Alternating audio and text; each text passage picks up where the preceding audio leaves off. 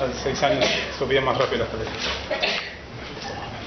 A ver, lo que vamos a conversar ahora es sobre todo un grupo de enfermedades que se denominan enfermedades mielizantes. Y precisamente la característica es esa, que son enfermedades que pierden la mielina.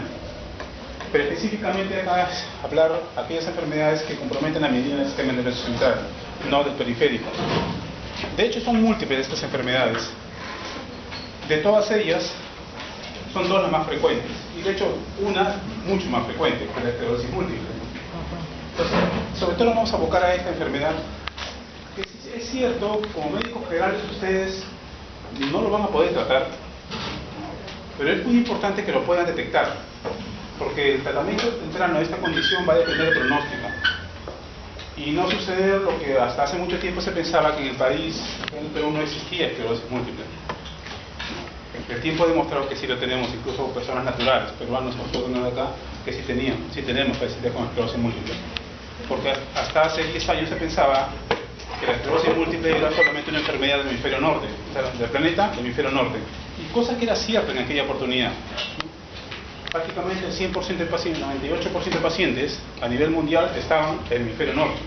Y el resto eran pacientes europeos que vivían por alguna circunstancia debajo del hemisferio. Pero esto se ha ido cambiando. Y lo que ha ido cambiando básicamente fue el advenimiento de la resonancia magnética. ¿Qué es esta condición? Es una enfermedad crónica, porque es así. Si bien se puede manifestar sintomáticamente como enfermedad aguda, sintomáticamente la enfermedad no deja de ser crónica. Es como una hipertensión, una enfermedad crónica pero que tiene crisis hipertensiva, manifestación aguda. Entonces, por el estilo. La gran mayoría de pacientes tienen una forma que se llama remitente recurrente. Y de hecho esto hace difícil el diagnóstico. Y así esto ha sucedido a través del tiempo.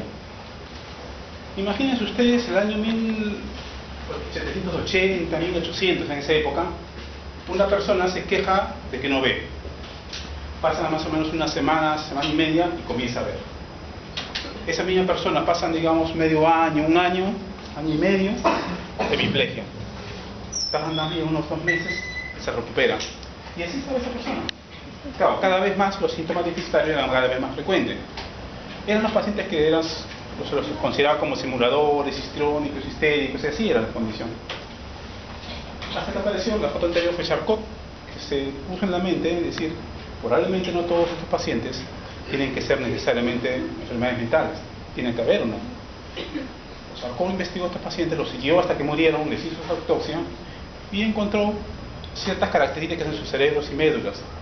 Por eso que en la literatura francófona ustedes van a encontrar esta enfermedad como esclerosis en placas, es el nombre que le van a dar, porque así lo definió Charcot, porque había placas que eran endurecidas. Y eso no es más que la manifestación de la zona de pérdida de mielina con una glidosis reactiva, endurecimiento de ciertas placas.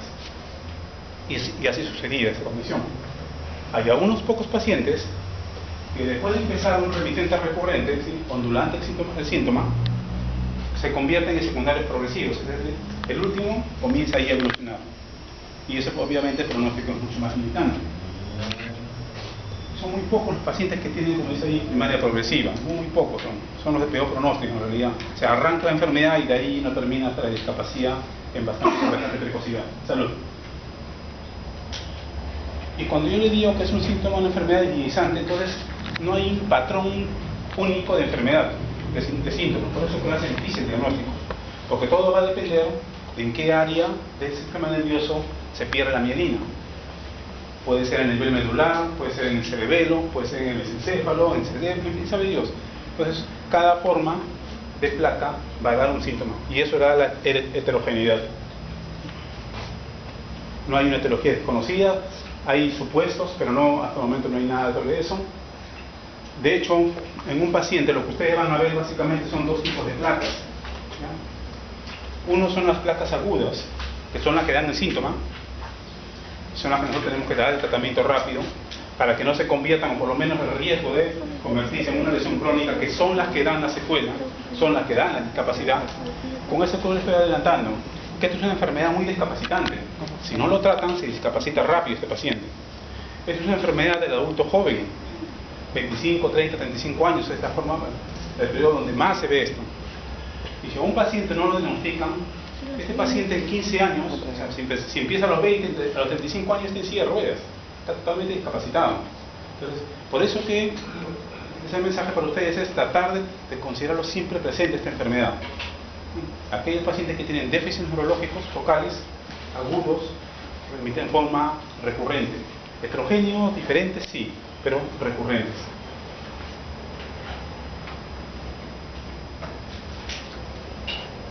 Esto no es más que la identificación que nosotros, aparte de la lesión de la pérdida de mielina, estas zonas verdes significa pérdida zonal. ¿A qué voy? De que el grado de pérdida de degeneración neuronal está presente desde el inicio. Por eso que ahora probablemente ustedes en literaturas nuevas no la encuentren propiamente como enfermedad inmunizante, porque antes sí se pensaba que esta enfermedad era puramente inmunizante y con ese concepto se tenía un buen pronóstico. El tiempo ha demostrado que esta enfermedad no lo es así. Es una enfermedad inmunizante pero también degenerativa. Es cierto que degenerativa muy precoz y muy pequeño porcentaje, y esto es evidencia, lo demostraron. Es más, ya en el año 1915 lo demostraron, pero esto se fue como escondido, no fue considerado. El tiempo ha podido mostrar que sí hay degeneración neuronal desde el inicio de la enfermedad, en muy poca proporción, pero sí existe. Entonces, es una enfermedad inflamatoria, inicialmente inflamatoria, pero degenerativa secundariamente. Y de hecho, las diferentes formas de demostrarlo es bastante variable. Son patologías como ven ustedes, diferentes placas. Es una placa activa, es una placa crónica, pero en la parte central es una placa también crónica, pero en la periferia es una sustancia blanca supuestamente normal. Y acá vean ustedes cuánto de degeneración neuronal existe. Evidentemente, cuando hay lesión inflamatoria, el grado de degeneración es mucho más intenso. Pero lo más interesante es que acá, donde supuestamente está normal, también la patología mínima, pero sí encuentra. Es decir, en zonas aparentemente normales, que no están comprometidas por inflamación, también hay degeneración. En otras palabras, póngase en la cabeza que esta es una enfermedad inflamatoria secundariamente degenerativa. ¿Qué es lo que hace que esta enfermedad se presente? Es de lo más variable, hipótesis de lo más variable, algunos descabelladas incluso, pero la idea es que no se sabe esto. Lo único claro que está es que es una enfermedad autoinmune, una enfermedad de autoinmunidad celular. De alguna manera, la mielina, o las células que producen mielina, en este caso la oligodendroglia, es el punto blanco del ataque inmune. Y eso es interesante porque de esa manera ustedes pueden decir, bueno, ¿cuál es la participación de lo que pueda tener en el medio ambiente en esta situación? Y quizás esa respuesta la dio una investigación. Bueno, lo único claro que está es, probablemente más adelante está. Esta es una célula presentadora de antígenos que por algún motivo reconoce la mielina como extraña, a la mielina propia, lo reconoce como extraña. Como ustedes conocen, desde el punto de vista de inmunidad, la célula presentadora de antígeno va a presentar precisamente el antígeno reconocido como extraño a una linfocito T. Ese es el linfocito T activo, ese es el único que es capaz de atravesar la barrera hematocefálica, no más. No hay ningún linfocito T inactivo que pueda pasar, es así. Y una vez que llega hacia adentro, es ahí donde comienza a hacer llama a otros células T ya inmunoreactivos contra la mielina, y ahí empieza todo el desastre que puede ocurrir desde el punto de vista inflamatorio. El punto es tal vez tratar de saber dónde empieza esta condición, qué es lo que hace que ese gatillo que hace que nuestra inmunidad reconozca como extraña nuestra mielina. Y es una mielina muy especial, no es una mielina periférica, es muy específica, es solamente la mielina central. O también, porque se han encontrado anticuerpos, o básicamente más que anticuerpos, células antiinmunes contra la oligodendroglia, que es la célula productora de mielina central. En alguna oportunidad se la achacó, y de eso continúan las investigaciones, que probablemente pueda existir alguna posibilidad de mimetismo molecular, de mimetismo antigénico. Y de esa manera se ha podido evidenciar que el virus de Epstein-Barr tiene cierta similitud con la proteína básica mielina que está en la mielina central, y aparentemente eso podría explicar algunos casos, pero ciertamente no todos. Esta es una hipótesis nomás, pero la idea es que probablemente mucho de este concepto se esté manejando acá. Sígueme acá. Es un paciente que recién empieza, ¿ya? Recién presenta su condición, su enfermedad. Y como está empezando su condición, lo que más van a encontrar con este paciente son síntomas episódicos, ¿ok? Son síntomas episódicos, déficit neurológicos episódicos. ¿Causados por qué? Por la inflamación. Entonces, la inflamación, ¿ustedes cómo la van a demostrar? Como dice acá, ven ustedes las placas blancas, esto vendría a ser las placas activas. Cuando ustedes ven la resonancia magnética, porque es la única forma de ver esta enfermedad, solamente resonancia, acá la tomografía no ayuda en nada, acá solamente es resonancia magnética. Ustedes le ponen el contraste y se pinta, como ven ustedes acá blanco, eso está diciendo que hay placas activas, hay un fenómeno inflamatorio. Como en este caso, lesiones factores de contraste. Entonces, en ese momento lo que uno ve es básicamente la inflamación, y la manifestación sintomática son precisamente las recaídas. ¿Bien? Entonces, tenemos lesiones de alto contraste y lesiones que pueden ser multifocales, independientemente si el síntoma es unifocal. Es decir, yo puedo tener mi hemiplegia, pero aparte puedo tener otras placas, quizás en cerebelo, en tronco, en fin. Y probablemente esas placas no necesariamente sean sintomáticas, pero uno lo encuentra. En la medida que avanza el tiempo, en la cual se va, acá está el componente inflamatorio, vean ustedes cómo va bajando el componente inflamatorio. ¿Por qué? Porque simplemente cada vez que hay un ataque de inflamación, cada vez hay menos mielina. Entonces hay menos capacidad de reacción inflamatoria. Entonces va disminuyendo la potencia inflamatoria de esta enfermedad. Pero ¿qué va comenzando a tomar más fortaleza? Este componente, ese componente progresivo, que en otras palabras significa la degeneración. Pues va a llegar un momento en que ustedes, este paciente está bien discapacitado, bien deteriorado, pero no van a ver estas lesiones mielinizantes, ya no lo van a ver ni lo esperen, porque ya casi no tienen mielina. Lo que ustedes van a encontrar básicamente es degeneración neuronal. ¿Y eso cómo lo interpretan? Atrofia cortical. Ustedes van a ver atrofia cortical. Y eso es lo característica de lo que ocurre en la evolución de esta enfermedad. Hace un traspaso, un viraje de fenómenos inflamatorios a fenómenos degenerativos. ¿Me siguen? Si hay un momento que no entienden, me avisan, por favor. Entonces, ¿qué es lo que ocurre?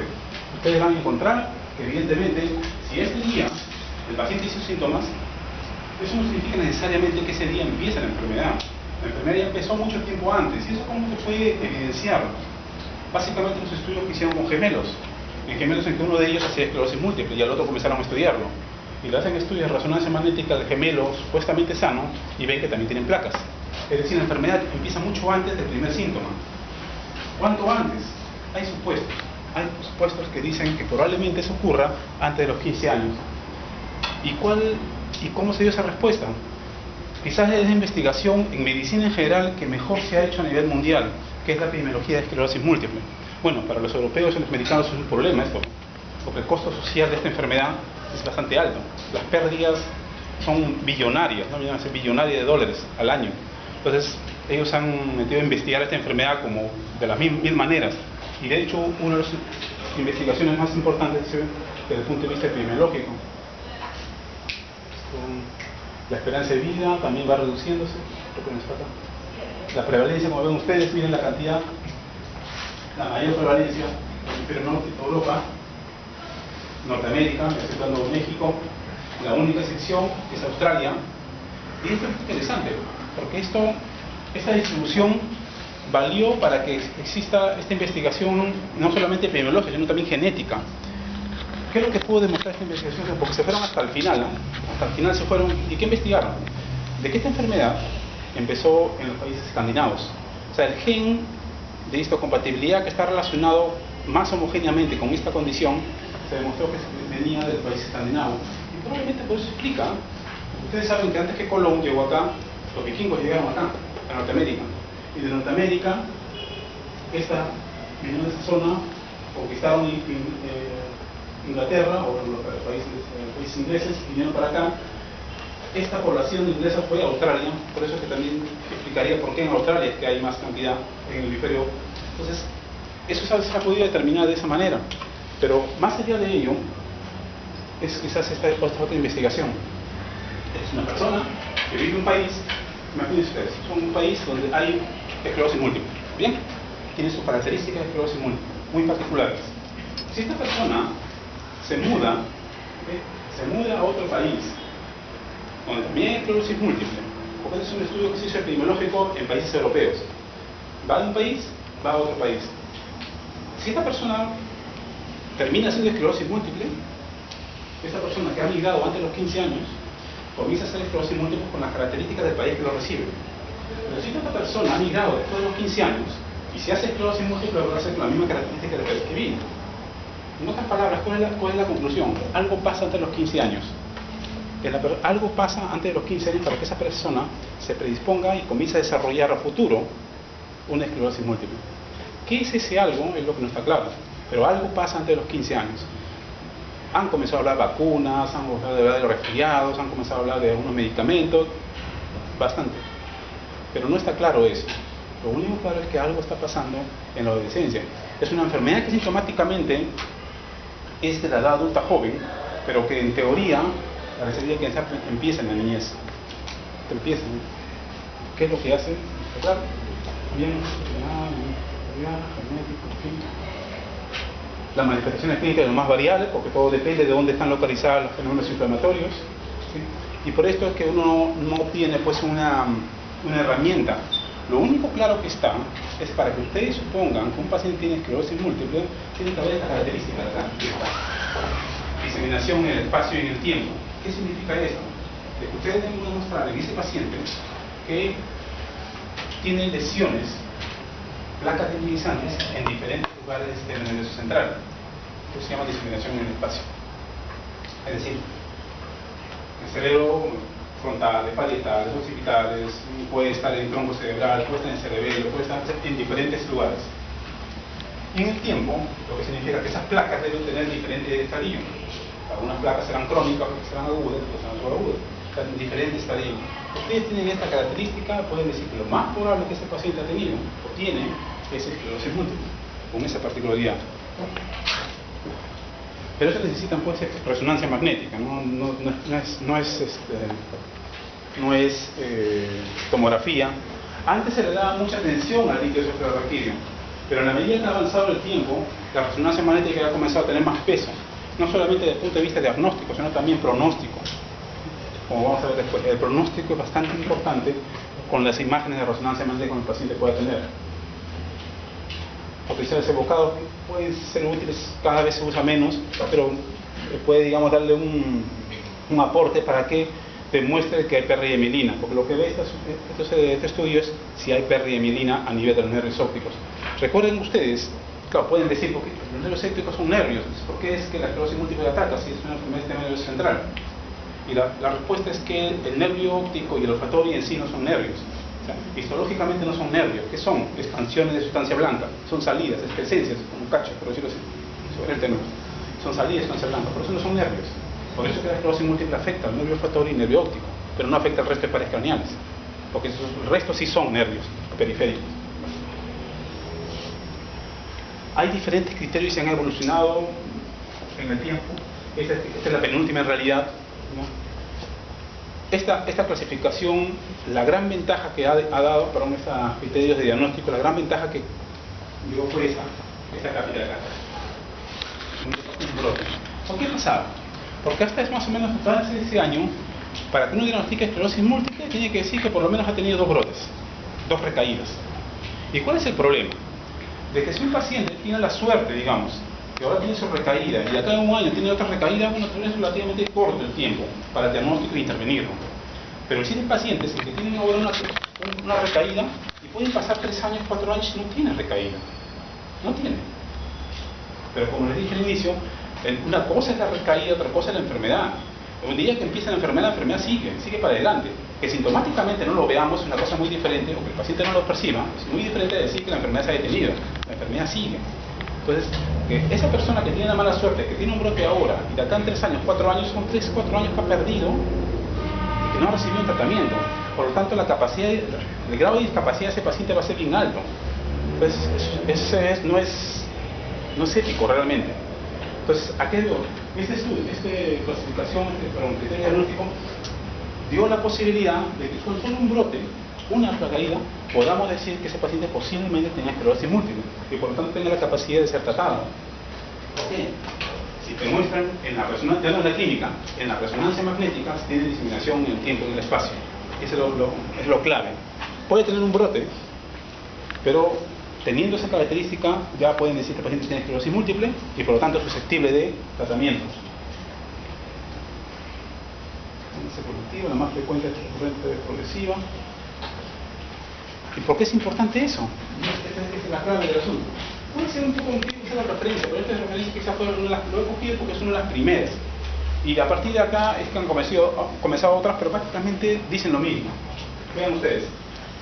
Tenemos acá, es un estudio que ve el tiempo de evolución. Y acá tenemos el número de crisis que tiene el paciente. Un paciente que solamente tiene una sola crisis al momento del estudio, pacientes que tienen de 2 a 4 y los que tienen más de 5. ¿Ok?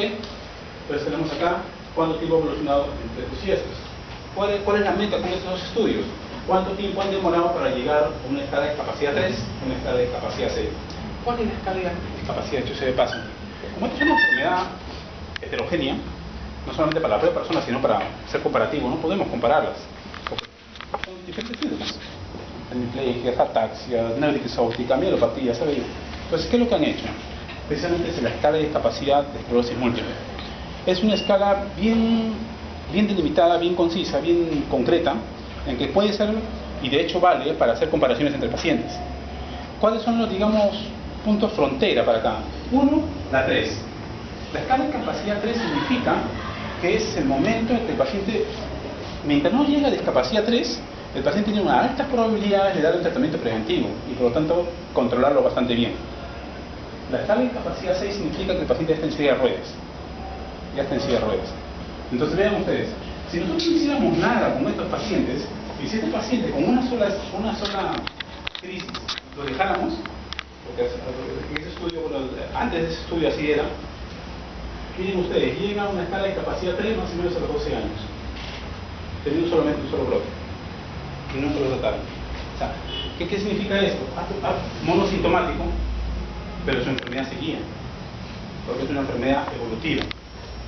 Lo mismo puede ocurrir acá. Una sola crisis llega así de ruedas más o menos 20 años. Claro, 20 años puede ser largo, pero para una persona que empieza a los 20, 22, 23 años, 20 años termina 40, 43 años. En la época en que la mayoría de personas tienen sus hijos, pueden trabajar de la mejor manera, más efectivo. Entonces, el costo social de esta enfermedad es bastante alto. Evidentemente, el tiempo para llegar a cualquier otra escala de discapacidad es mucho menor en la medida que cuanto más crisis tenga.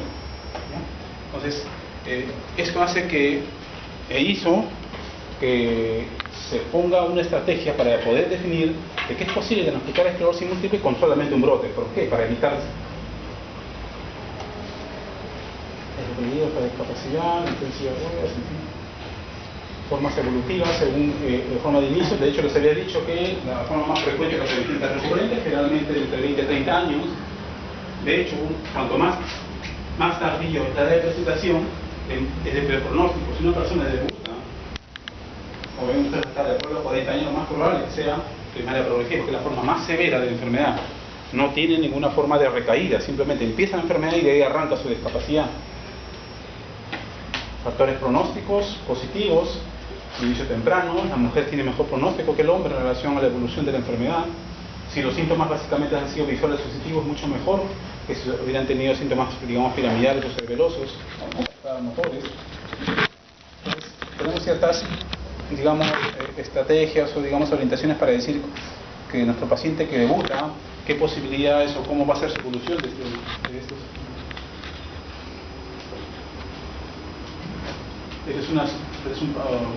Pacientes, vean ustedes las placas de esclerosis múltiple, placas acá en este caso es una contraste que ven ustedes las placas, ¿okay? Cuando uno ve esto, uno puede decir que quizás este paciente está,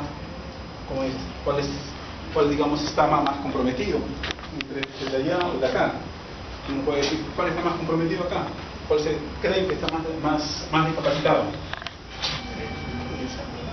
Es acá. En realidad el más discapacitado es este. Les vuelvo a repetir, ustedes lo que tienen que ver acá ustedes es la atrofia cortical, porque ese paciente está más discapacitado. Este paciente tiene menos inflamación, ¿por qué? Ella tiene melina, pues, tiene más que, pero miren la atrofia cortical que tiene. Este es un poco impresionante, pero es un paciente agudo, tiene mucha carga de mielina, pero su atrofia cortical es mínima. Entonces no se guíen mucho por lo espectacular que decía estas tremendas manchas que están acá. Acá lo que tienen que ver más que todo es la atrofia cortical, porque eso es lo que va a definir no solamente la parte de actividad, sino también estos pacientes terminan siendo demenciados, hacen demencia. Si ya tienen una discapacidad y encima otra ya cuadro clínico, ya patología, porque esto es importante, porque la investigación de enfermedades minimizantes es bien engorrosa, porque hay muchas enfermedades que llegan a muchas enfermedades que pueden simular esta condición, y de hecho alguna vez ni siquiera la resonancia magnética nos permite dar un diagnóstico fehaciente, pero sí es importante por lo menos descartar diferentes condiciones que pueden ustedes o tenemos el deber de descartar. Es bastante amplia el diagnóstico diferencial o la investigación que se hace, porque acá se hacen investigaciones hematológicas, radiológicas, serológicas, metabólicas, diferentes tipos de condiciones que pueden simular una enfermedad inmunizante. ¿Por qué? Porque les había dicho, las enfermedades inmunizantes son un grupo de enfermedades. La esclerosis múltiple no es más que una enfermedad inmunizante primaria, pero hay enfermedades inmunizantes secundarias donde está incluida todo eso y pueden muchas veces simular por lo menos las formas. Tenemos diferentes formas de presentación.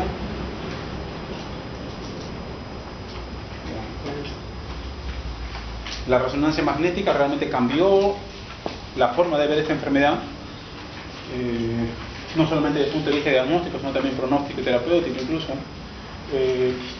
Para información de ustedes, esta es una secuencia T1, donde la T1 es muy parecido a la tomografía, donde ven ustedes la sustancia blanca más oscura que la sustancia gris, perdón, más clara que la sustancia gris. Es como una tomografía. Acá en T1, esta T1 es una placa muy anatómica, ¿no? Les dice generalmente que algo pasa. No siempre les dice qué cosa es, pero sí les puede decir algo hay acá. Les pueden decir ustedes acá hay manchas negras, ¿sí? Y esta localización es muy orientadora. La gran mayoría de placas, por lo menos al inicio en esclerosis múltiple, son periventriculares. ¿Y por qué esa particularidad es periventricular? Nuevamente fisiología. Es que en neurología es sencillo, saben anatomía y fisiología. ¿Por qué? Porque la densidad de oligodendrolias, la mayor cantidad de oligodendrolias que hay en el sistema nervioso central es periventricular. Por eso es que se ven mucho las placas ahí se ve. Por ese detalle, ¿no? Cuando nosotros le colocamos gadolinio, entonces vamos a ver así, placas que captan contraste. Si hay una placa oscura y que acá no capta contraste, lo que nos puede decir que es una placa crónica, que no está en actividad, solamente que es la que va a dar la discapacidad. Tenemos una secuencia T2 acá, sustancia blanca más oscura que la sustancia gris, ¿okay? Y el líquido cefalorraquídeo, a diferencia del anterior, es blanco, ¿ya? Esta es una secuencia muy fisiopatológica. Les va a decir dónde hay agua, independiente de que sea agua normal o anormal. Agua normal, como el líquido cefalorraquídeo, como agua normal acá. Porque el agua anormal puede ser extracelular, como un edema, o puede ser intracelular, como ocurre en una celularidad, un tumor, una gliosis, por eso lo ven blanco. Entonces, lo que sí uno puede diferenciar acá es qué tanto es normal, qué tanto es anormal. Y para salvar esta situación está esta secuencia, esta acá, FLAIR. Este es un intermedio entre T1 y T2. Vean ustedes, ¿qué comparte de T2? Que la sustancia blanca es más oscura que la sustancia gris. ¿Qué comparte T1? Que el líquido cefalorraquídeo, agua normal es negra. El resto blanco es anormal. Entonces, esto sí les da bastante información de qué grado de inflamación tiene el paciente, ¿no? Claro, pero no les dice grado de actividad, ¿no? El grado de actividad solamente les dice con el gadolinio, si capta contraste. Entonces ustedes van a encontrar de lo más variable la forma de placas. Algunas placas pueden simular incluso accesos. ¿Ven ustedes? Pueden simular un acceso. Va a depender mucho del momento de hay placas más nodulares pequeñas. Hay placas periventriculares. Algunas pocas pueden ser debajo de la corteza cerebral. Estas placas están en el tronco cerebral. Esta es otra placa.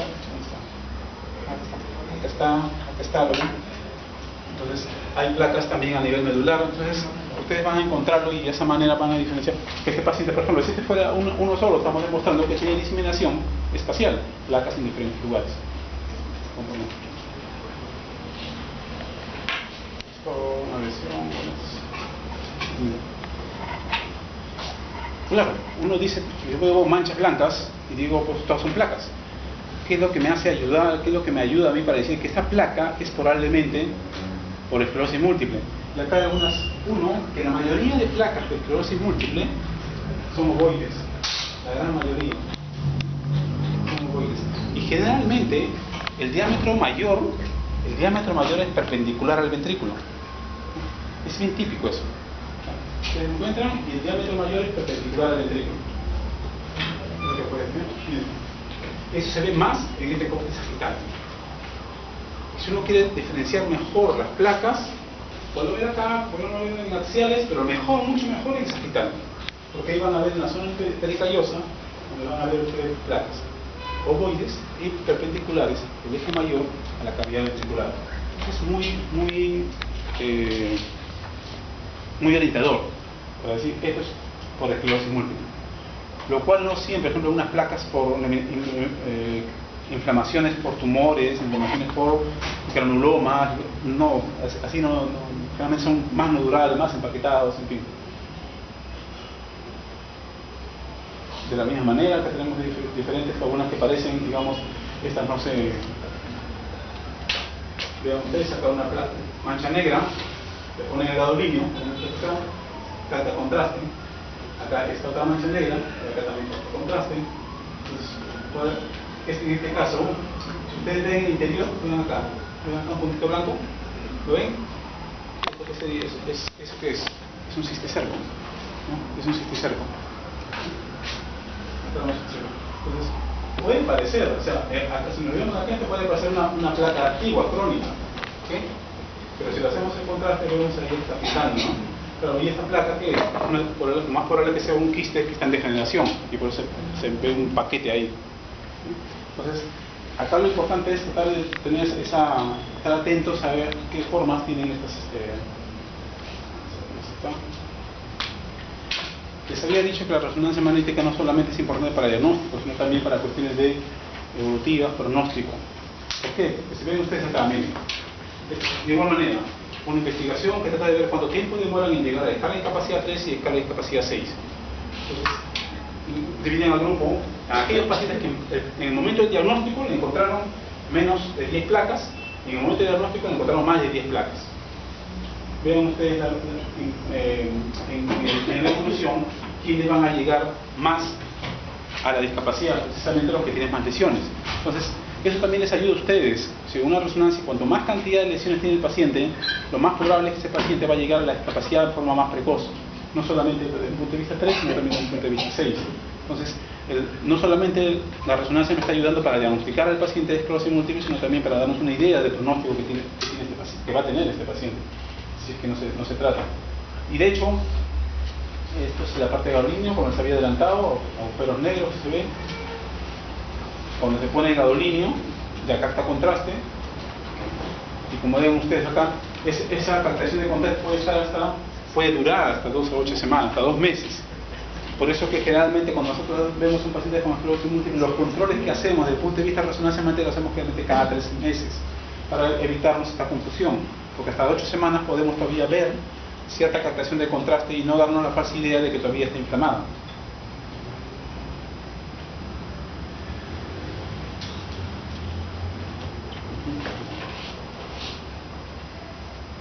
Igual acá, blancas, como dice acá, la mancha blanca no significa daño permanente necesariamente, porque pueden ser inflamaciones o pueden ser degeneraciones no necesariamente.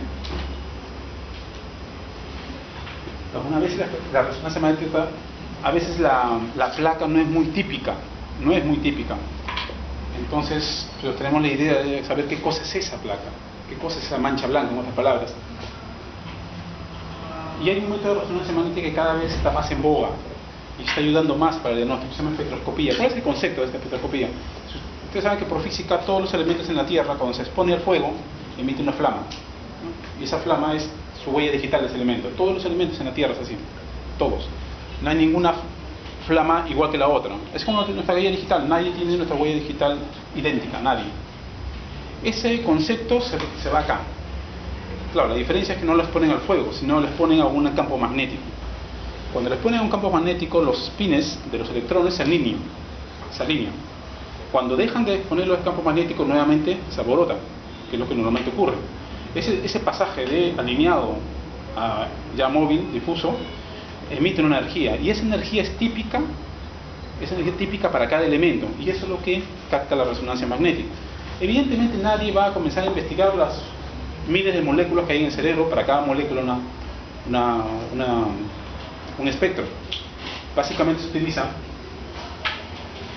estos 6 elementos que ven acá: malonestol, colina, creatinina, glutamato, y lactato. Esos son los elementos que uno investiga. Y ustedes van a encontrar esta placa, perdón, esta imagen. Es decir, acá no se ven fotos, acá se ven gráficos. Y es una secuencia que ven ustedes ahí. ¿Bien? Para fines de la esclerosis múltiple nos interesa básicamente 3. Uno, el PNA, que es este acá, que es el pico más grande. ¿Qué es esto? Es un elemento que está exclusivamente en las neuronas, y por lo tanto nos dice la población neuronal que está en esa zona. Si se dan cuenta ustedes, no examina todo el cerebro, examina lo que se denomina denominados boxes, cuadraturas. Es decir, en esa cuadratura le ponemos a la lesión y lo comparamos en el mismo cerebro, la misma persona, con un área cerebral aparentemente normal. Entonces acá no hay valores normales, acá lo que hay son comparaciones. Comparo la lesión, esta imagen, este gráfico, lo que tengo en la lado de lesión, y comparo con el mismo cerebro del paciente en otro lugar donde está supuestamente normal. Y ahí hago las comparaciones. ¿Bien?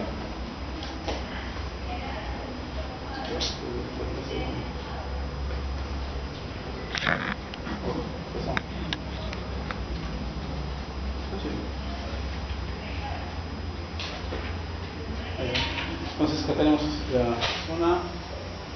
lo que les había adelantado. El NA es un marcador neuronal, básicamente neuronal, y esto nos da la idea de qué tanta población neuronal existe. Tenemos la colina, este marcador que vendría a ser este acá, el penúltimo, básicamente nos da una idea del recambio de membrana, ¿ya? Es decir, la capacidad de recuperación de mielina que tiene esa área. Pero como está, una posibilidad podría ser esta, ¿no? La otra posibilidad es que hayan células, mayor cantidad de células, y eso pues significa básicamente tumores. Por eso que también uno tiene que estar atento, digamos, a dar la interpretación global de esta condición. El mielocitol lo que nos va a dar más que todo es una influencia a la inflexión anterior a la degradación, la pérdida de mielina. ¿Cuánto viene esta pérdida? Entonces uno comienza ya a utilizar los marcadores que tiene el DNA, el mielocitol y la colina, para darnos una idea de cuánto es, si verdaderamente es una placa divinizante o no lo es. Porque cabe la posibilidad de que nosotros tengamos mucha cantidad, digamos, de colina y tengamos poca población neuronal. Y eso generalmente se ve en los tumores, no se ve mucho, no se ve acá.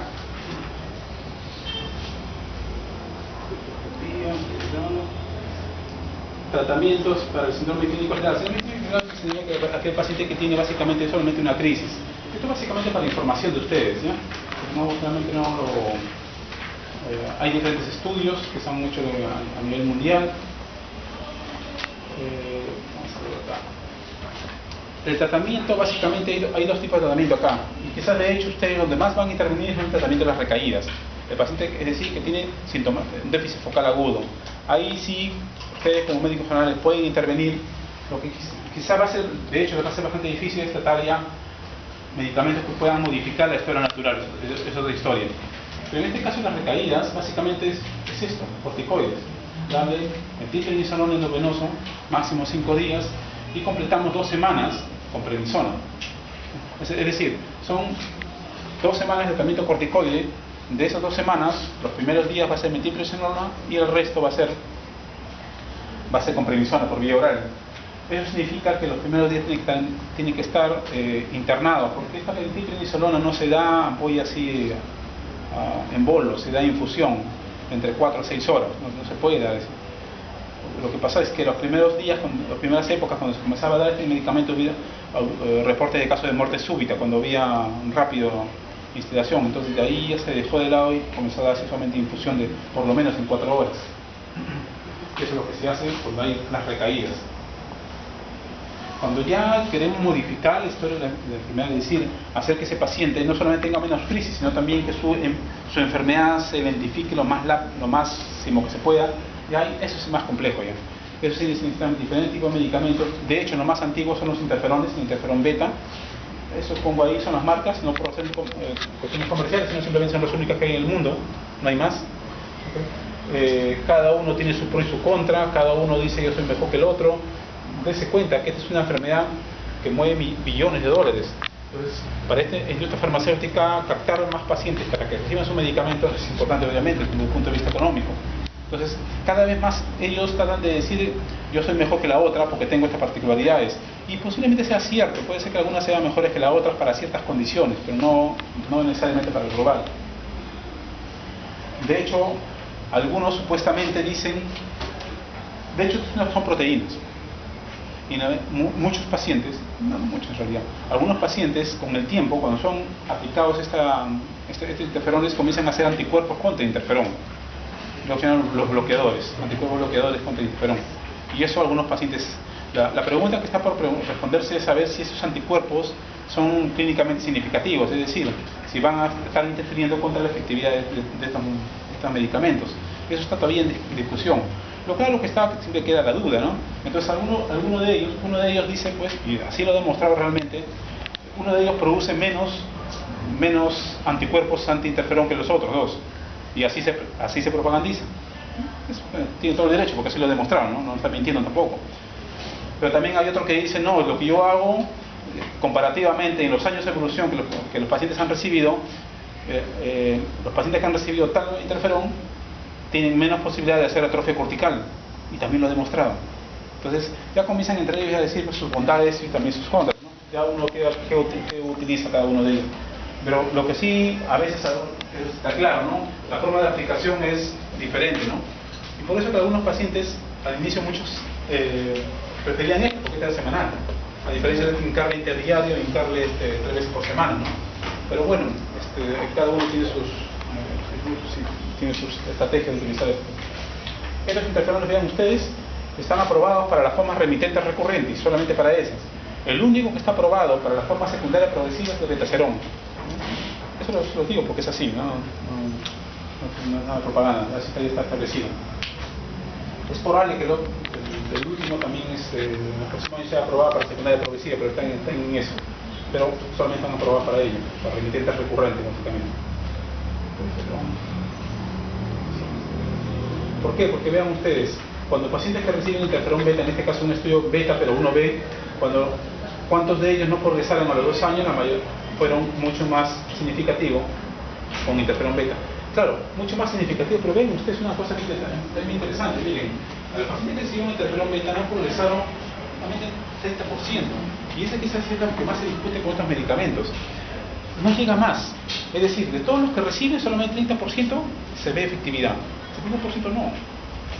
¿Y a qué va? Porque es un tratamiento que hay que darlo si lo van a tomar, tienen que darle por lo menos 2 años. No es que 6 meses ni 4 meses, ¿no? Si no, no tiene sentido. ¿Y por qué? Porque es costoso. Un tratamiento mensual con interferón más o menos está entre $1.000 a $1.300 mensuales. Entonces eso, pues, no es que debe darle 2 meses ni 3 meses, ni que tenga que darle 2 años a la vez. Pero eso va a contraparte de que la mayoría de estudios con interferón han visto que la efectividad no llega más del 30%, y en eso está. Pero es lo que se tenía, es lo que en ese momento se tenía. Es a la inversa, los que sí progresaron, los que placebo fueron más cantidad. El efecto de interferón en relación a lesiones en resonancia magnética, vean ustedes, el primer año quizás no hay mucha variación entre los que reciben placebo y los que reciben interferón, pero ya en el segundo año ya hay diferencias. Y esto fue bien interesante porque cuando este estudio se hizo comparativo entre 2 interferones. Uno de ellos tenía el monopolio en Estados Unidos. Cuando ocurrió eso en el primer año, vio que no había diferencias. Entonces dijeron, aprueben el otro. Y entró el segundo, interferón en Estados Unidos. La primera empresa siguió el estudio. Dijeron, no, sigue el estudio. Y a los 2 años demostró que había diferencias. Eso le costó una demanda a la FDA, de haber hecho una interpretación antes de haber terminado el endpoint del estudio. Porque el estudio fue hecho para 2 años. Pero como hicieron conclusión al primer año, le costó una millonada a la FDA para pagarle porque ya no dejó de tener el monopolio. Le costó, pues. Pero también lo recuperó con Vean ustedes, otro estudio. Acá no ve ni placa ni nada, sino atrofia cortical. vean ustedes igual, con interferón beta, en este caso 1A, vean ustedes la diferencia, sobre todo se ve en el segundo año. Es decir, están más protegidos los que reciben interferón que los que reciben placebo, desde el punto de vista atrofia cortical. Entonces, de diferentes maneras se ve que es efectivo el interferón. O sea, es efectivo, es efectivo. Lo que están, digamos, lo que nos ocupa es básicamente que no es, desde el punto de vista de población, no es muy efectivo, básicamente el 30% de todos ellos. Bueno, esto fue así. Interferón, vean ustedes, 37, 30%, los diferentes tipos de interferón van por ahí.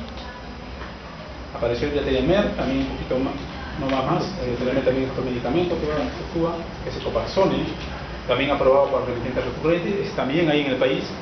En el país ya hay acá nosotros tenemos los 3 interferones y tenemos Ecopaxone. Con el tiempo que comenzaron a aparecer otros comenzaron a aparecer ya medicamentos que son los anticuerpos monoclonales, medicamentos que pueden utilizarse en esclerosis múltiple. De hecho, el primero fue el Tizabri, el natalizumab. Este lo tenemos también en el país ya. Hace 1 año y medio recién lo tenemos. El hecho es que este medicamento también ha demostrado una efectividad importante, ¿no? Que es más del 30% de pacientes con esclerosis múltiple. Este fue el primero, pero a raíz de este estudio, acá tenemos el natalizumab, en los primeros estudios, evidentemente. Luego apareció el natalizumab, el anticuerpo monoclonal, apareció el rituximab y nosotros. Pero vean ustedes, todos son para remitentes recurrentes, no son para otras formas de esclerosis múltiple. Aparecía el cladribine. Este es el primer medicamento que tiene efectividad por vía oral. Apareció este. Ya hay medicamentos por vía oral que modifican la reacción inmune por vía oral, y es una gran ventaja, evidentemente, ¿no? Pero lo más interesante es que el porcentaje de efectividad de estos medicamentos por vía oral es mucho más alto, puede llegar hasta el 60%, puede llegar hasta el 60% por lo menos en los primeros estudios. Lo cierto es que, digamos, la industria que produce interferón, lo que dice es que realmente, claro, las comparaciones son con placebo, no lo han comparado con ellos, y es lo que todavía se agarran ellos de que sí, cosa que es cierto, pues también. No tiene que demostrar no por suposiciones, sino por evidencias. Uno dice, compárense entre los dos y vean ustedes cuál es mejor. El problema que acá ya es un poco de cuestión ética, ¿no? ¿Quién quiere oral, quién quiere endovenoso? A veces los dobles ciegos no va a haber doble ciego ahí, ¿no? Porque me dan oral y endovenoso, obviamente le están dando interferón a uno y el otro le están dando el otro. Lo que sí han hecho en algunos estudios, han comenzado a los dos grupos, porque hay un estudio que está haciendo, a los dos grupos le dan endovenoso y oral. A la persona con esclerosis múltiple le dan tratamiento oral y le dan tratamiento venoso. Evidentemente, uno de ellos es placebo, pues. Es decir, ejemplo, uno de ellos le dan el tratamiento oral y el endovenoso le dan placebo. Al otro le dan el oral es el placebo y el endovenoso es el tratamiento. Entonces, digamos, como el doble ciego es tanto para el paciente como para el médico, ¿no? Hay formas de hacerlo, realmente. Vean ustedes, acá las tasas de recaídas anuales es bastante significativo realmente acá, independientemente de en este caso que vean ustedes, la cuota de protección, y no hay mucha variación de efectividad entre altas y bajas dosis. Entonces prácticamente se utilizan bajas dosis nomás para este medicamento. El fingolimod fue el siguiente que apareció, y este sí lo tenemos acá. Este hace 8 meses, menos de 1 año lo tenemos acá en el país que ha llegado. Entonces también otro medicamento que ha demostrado también bastante efectividad. La suerte es que como uno empieza a tratar. Generalmente se estila que generalmente se empiece con interferón, porque no está todavía muy claro que estos medicamentos tengan todavía la fuerza suficiente para que sean de mandarlos al ruedo de primera intención. Los interferones tienen una experiencia ya, por lo menos el primer interferón tiene una experiencia de más de 20 años. Más de 20 años. Entonces, en el que uno ya está claro qué tanto se logra, qué tanto se pierde, entonces ya está claro esto. Hasta que no se logre eso mismo con los otros medicamentos, los hormonales, o los medicamentos inmunomoduladores por vía oral, todavía no se les da todavía el peso suficiente para que sean de primera línea. Diferentes tipos de efectividad, de tasas recaídas, vean ustedes, los interferones acá, tenemos acá los orales. Estos son estudios de la primera década, de los 2000, pero si ustedes comienzan a revisar ya estudios más recientes van a ver que esto ya cada vez es mucho mayor. Para terminar nomás, esto es un gráfico, en Suiza. En Suiza hicieron fueron con la escuela y dijeron, dibujen su familia a los niños pequeños, un niño de 7 años. Y eso fue lo que dibujó. A su madre en silla de ruedas y el niñito con su papi ahí. ¿Por qué es lo que ven los niños? Un niño, imagina la madre con su hijo de 7 años, está en silla de ruedas, no tiene la capacidad de jugar con él, de la pérdida de vida que tiene ese paciente y la pérdida de ganancia también del niño. Y así es como lo ven, ¿no? O sea, un niño lo ve así, entonces tienen que tratar de ver, no lo digo para esclerosis múltiple, sino lo vean ustedes como las enfermedades crónicas. Todas las enfermedades crónicas terminan en esto, la discapacidad, y eso enfermedades crónicas hay en medicinas diferentes, no solamente neurología, sino también cardiología, en fin. Vean ustedes la fuerza que pueden ustedes influenciar en el cambio de cualquier enfermedad crónica, y eso solamente es tratar de detectarlo temprano. Eso es nosotros sí podemos intervenir en eso. Otra palabra nomás sobre la neuritis óptica, que es la otra enfermedad. ¿Por qué? Cuando un paciente tiene neuritis óptica, es decir, una inflamación en el nervio óptico, tiene 3 posibilidades. O es una neuritis óptica convencional, o es el debut de una esclerosis múltiple, porque pueden debutar así una esclerosis múltiple, o puede ser el debut de esa enfermedad, la neuritis óptica. De la misma manera, cuando un paciente tiene una mielitis transversa, puede ser una mielitis convencional, viral, por ejemplo, que tiene muy buen pronóstico, puede estar muy discapacitado y dice, pero tiene un buen pronóstico, o puede ser un debut también de esclerosis múltiple, su primera evidencia sintomática, o puede ser el debut de esto. ¿Y por qué es importante diferenciarlos? Porque tienen absolutamente diferentes pronósticos. Este es peor. Este es bastante peor. A diferencia de esclerosis múltiple, este sí tiene un marcador biológico. O sea, yo puedo dosar, el lado del anticuerpo, que es un anticuerpo contra aquaporinas, contra la aquaporina 4. Ese es un marcador de neuritis óptica. Eso sí lo tiene esta enfermedad, lo cual no tiene la esclerosis múltiple. O sea, no hay un dosaje de un elemento para decir esclerosis múltiple, eso no existe, pero en esta enfermedad sí existe.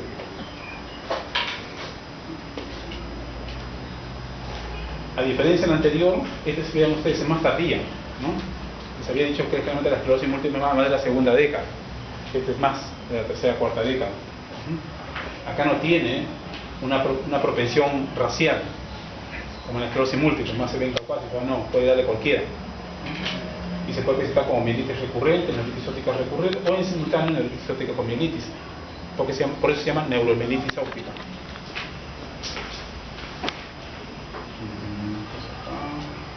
Acá tenemos, vean ustedes, un fondo de ojo normal. Esta es una neuritis óptica. Vean ustedes la edema papila con bordes borrosos y con una protrusión hacia el tumor vítreo. A diferencia de la neuritis óptica isquémica, vean ustedes, si bien se ve, acá sí se logra ver cierto límite, y acá se ve más que todo trombos vasculares, retinales y sangrados, lo cual no se ve acá. Entonces, ¿por qué? Porque los déficits visuales puede ser por la neuritis óptica inflamatoria o una neuritis óptica vascular, isquémica. Entonces, desde el punto de vista visual, el déficit visual no lo podemos diferenciar, pero desde el punto de vista del examen sí es fácil diferenciar. El pronóstico, como ven ustedes, generalmente el peor pronóstico de la esclerosis múltiple, y acá va a estar dependiente de cuántas recaídas ha tenido en los primeros 2 años y la severidad del primer ataque. Vean ustedes, a los 5 años más del 50% de pacientes queda ciego de uno o ambos ojos, si es que no se hace nada. Y realmente es poco también lo que se puede hacer a la actualidad, porque hay muchos medicamentos que se tratan de extrapolar acá, pero no todos tienen la misma efectividad.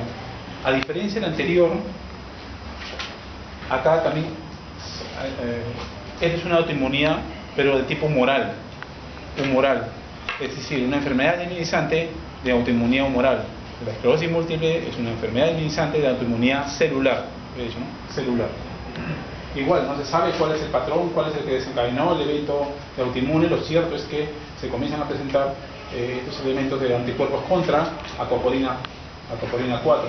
Y la diferencia acá, lo que está diciendo, es una autoinmunidad celular de la esclerosis múltiple, y acá tenemos la autoinmunidad humoral de la neuritis óptica, donde se traspasa básicamente el anticuerpo contra la aquaporina 4. ¿Por qué es importante esto? Porque esto nos va a decir dónde está la placa desminimizante. Esto es importante de acá. La resonancia magnética espinal, vean ustedes, no más de 3 segmentos vertebrales. Solo lo vamos a ver en la práctica qué significa. Y la resonancia magnética en el cerebro, las placas no tienen criterio de esclerosis múltiple. Vamos a ver acá. Vean ustedes. Esos 2 pacientes que tienen mielitis, sintomáticamente la misma, a pesar que las lesiones son son diferentes de magnitud, porque es como decir, si yo tengo una desminización que empieza en D3 y termina en D6, ¿bien? Tengo otro paciente que también tiene D3 y termina en L2. Los dos van a estar iguales. Los dos van a estar iguales, porque lo que nos dice a mí la sintomatología es el nivel superior, ¿ya? El nivel superior, porque a partir de ahí se corta todo, pues. Es como, digamos, yo corté el cable, ya corté el cable, ya no pasa nada. Que corte acá, no ve ninguna diferencia, porque se cortó acá ya. Me dejo entender, ¿no? Entonces, pero desde el punto de vista acá, vean ustedes, tiene acá las placas acá, pero este otro tiene tremenda placa. La esclerosis múltiple generalmente no, las placas desminimizantes no son más de dos cuerpos vertebrales. Pero a diferencia de la neuromilitis óptica, vean la placa, también una placa continua, son más de 13 milímetros. Eso les ayuda a ustedes a diferenciar que es una esclerosis múltiple o es una neuromilitis o un DEBIC, cuando dice de polio, ¿no? La otra diferencia es que cuando ustedes hacen cortes transversales de esta desminización, generalmente en la esclerosis múltiple no llega más del tercio de todo el área total de la médula. O sea, le hacen un corte sagital y ven la inflamación menos del tercio. En el DEBIC sí lo llegan a ver más del 50%, está afectado. Entonces, es otra manera también de diferenciar. ¿Cómo está?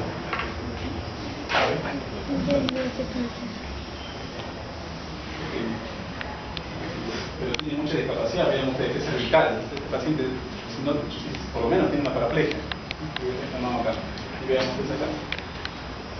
Esta es una esclerosis múltiple, ¿no? Pequeña, menos de 3 segmentos vertebrales. Y vean ustedes, es pequeña también desde el punto de vista de sección transversal. ¿Okay? Les ayuda también a diferenciar de esa manera. En el encéfalo, nosotros vemos también desminizaciones. Pero vean ustedes cuál es la diferencia. ¿Dónde están las placas desminizantes? Uno, evidentemente, no son ovoides, y mucho menos con ese eje perpendicular. Lo más importante es ver dónde están. Están alrededor de qué ventrículo. ¿Cuál es este? El tercer ventrículo. Este es el ventrículo. Entonces, las placas desminizantes del DEBIC son prácticamente periféricos al tercer ventrículo. Las placas desminizantes de esclerosis múltiple de los ventrículos laterales. ¿Bien? ¿Y por qué? Porque precisamente pues, la gran cantidad de densidad de acoporina, o sea, de canales de agua, que son la acoporina, están precisamente en el tercer ventrículo. Por eso es que esa distribución.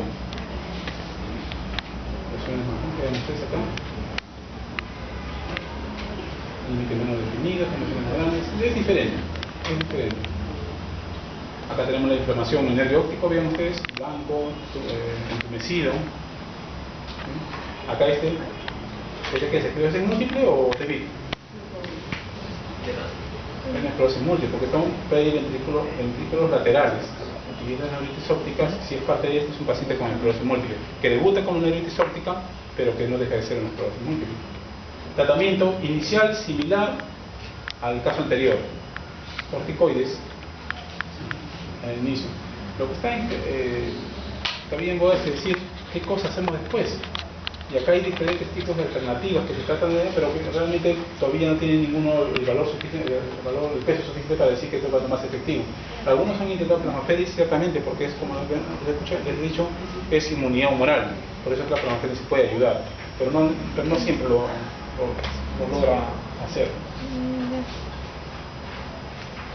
Tratamiento preventivo, ya son otro tipo de inmunosupresores, ya es más complicado, tiene todos los efectos colaterales, no siempre es efectivo. Acá se utiliza ciclopropamida, metotrexate, todo lo que ustedes puedan saber, se ha probado de todo realmente, y no siempre los pronósticos han sido buenos con esta enfermedad, por eso que tiene peor pronóstico que la esclerosis múltiple.